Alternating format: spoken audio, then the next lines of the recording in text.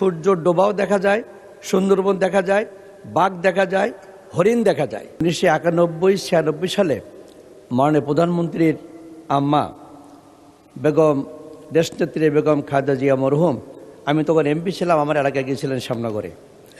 ওই সময় শ্যামনগর একটা পর্যটন এলাকা, কোস্টাল বেল্ট এলাকা, নদী সন্নিহিত সুন্দরবন এলাকা।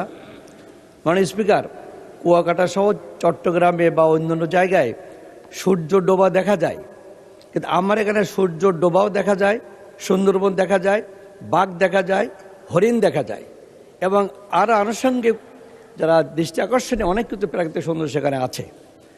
আমি মরহুম ম্যাডাম প্রধানমন্ত্রী মহোদয়ের কাছে, বেগম খালেদা জিয়ার কাছে আমি গেছিলাম 2 বার। আমি ওনাকে বলেছি ব্যক্তিগতভাবে, উনি আমাকে 2টা প্রকল্প দিয়েছেন, কার্যকরী হয়েছে, 2টা ব্রিজ এবং একটা রোড সাইজের রাস্তা। আমি একটা পর্যটন কেন্দ্র করার জন্যে রোপওয়ে, যেটা বিদেশে আছে সুন্দর বিষয়, উনি এগ্রি করেছিলেন, অনুমোদন দিয়েছিলেন, অ্যাসেসমেন্ট শুরু হয়েছিল, কিন্তু পরবর্তী কার্যকরী হয়নি।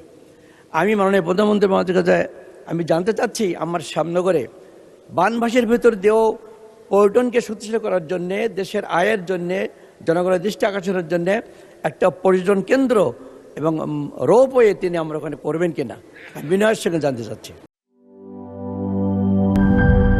Mr. Noodles,